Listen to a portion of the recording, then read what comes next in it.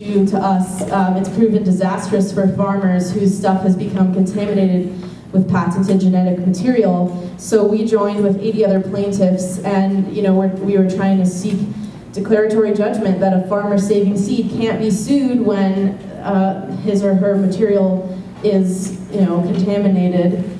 And unfortunately in February the case was dismissed, but we did put an appeal in July, so we're still hoping for the best. But it's kind of an insane issue. I'm sure you all have heard a lot about it. So the FFFC, Family Farmers Seed Collective in Southwestern Oregon, was one of the other plaintiffs in the case. And Jonathan Sparrow, who you see here, says that the case is proof that you can't just say, stop GMOs, right? You have to actively be part of creating an alternative, secure, organic seed system. Otherwise, what are you doing? Like, that's the first step in saying no to GMO. So he's really into creating new open pollinated varieties and preserving heirlooms. And here you can see he's with this corn he's really proud of. He says, you gotta take the past and turn it into the food of tomorrow, the heirlooms of the future, the heirlooms of tomorrow. He was very proud of this phrase. And so right now he's on the 5th generation of a corn variety he's working on, which is Tuxedo, a modern variety mixed with an Anasazi sweet corn. And he's trying to get the color, flavor, and nutritional content of the heirloom sweet corn, but the consistency and size from the modern variety. So Elizabeth Malater also loves tweaking heirlooms, but for her it's all about fitting her specific microclimate. So she lives in Rogersville, Tennessee, where the land is really strange, and even neighbors 15 miles away are in a totally different environment. So for her, saving seeds is not only awesome because, again, the winter income, she said, is totally vital for her family farm, but also she gets the benefit of having all these seeds that fit her climate perfectly. And she doesn't really she doesn't do any hybrid seeds. She really trusts these old heirloom cultivars. She said she's found them to be very hardy, and she doesn't have time or the money to go out and put pesticides on her land and keep reapplying them. She wants to put something out that she feels like she can trust, that can sort of fend for itself. And that's why she really believes in heirlooms that were specifically adapted to her region, and she's continually adapting them to even better fit. She's found that just doing that has given her seeds that she doesn't need to spray. She doesn't need to worry about them. And she also said that saving seed is so much cheaper than buying certified organic seeds, so it saves her a bundle. So, there are certified organic farms, so it doesn't really make sense for them to be buying certified organic seed. So she was telling me that growing interesting heirlooms for Southern Exposure has been really cool for her whole community, because she's created a regional market for all these kind of weird tomatoes, like the Dr. Carolyn, which is this really cool yellow cherry tomato. She started bringing it to the local farmers market, and people at first were like, what is this weird tomato? But her customers started to become obsessed with it. Now they demand it, and the regional market, supermarket owner said, hey, everyone's obsessed with your Dr. Carolyn's. Can you start growing them for us too? So now she's grown a ton of Dr. Carolyn's for seed for us, for all her farmers market customers, and for the regional supermarket. I guess it's not a supermarket, but the regional market. And so she said that's been really cool. We're really proud to get people hooked on some of the weirder heirloom varieties.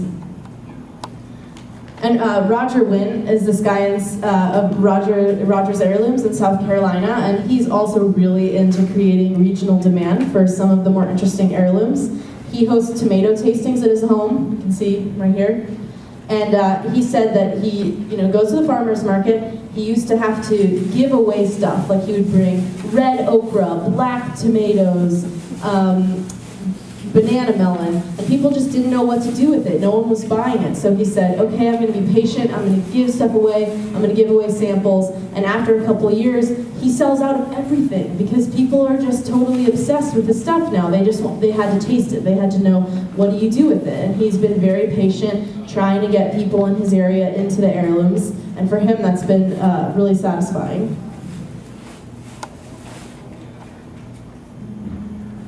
So Roger is more focused on seed preservation than he is on selling produce at market, he told me. he loves the way that heirloom seeds have interesting stories to them. So he was telling me about this okra seed that he has had since the 80s when he was in the Navy.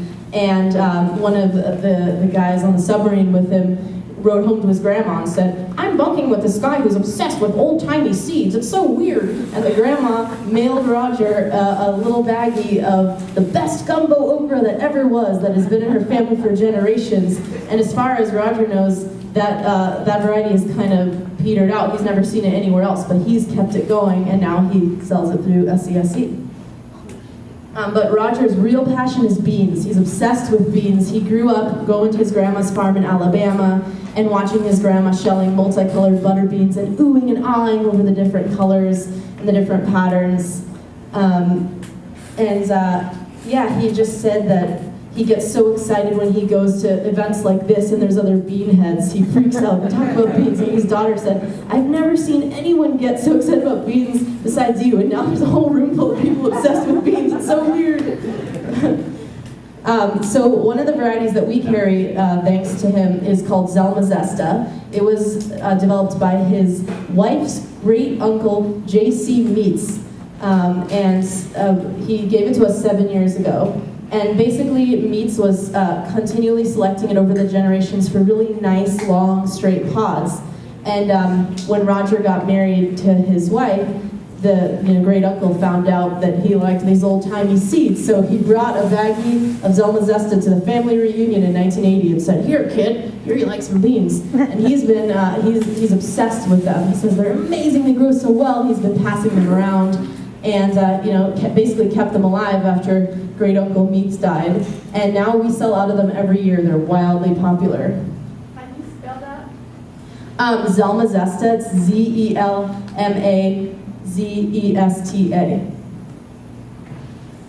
So some people are into saving seeds for the educational component, like the Berea College Farm in Kentucky. Their SCSE seed growing contracts are educational opportunities for their students. And Janet Meyer, you see here, she said that teaching seed saving is important because knowing what to select for is not intuitive. Actually, she's been totally surprised with how not intuitive it is for her students. They're learning what characteristics to look for, size, health, etc. in the various varieties.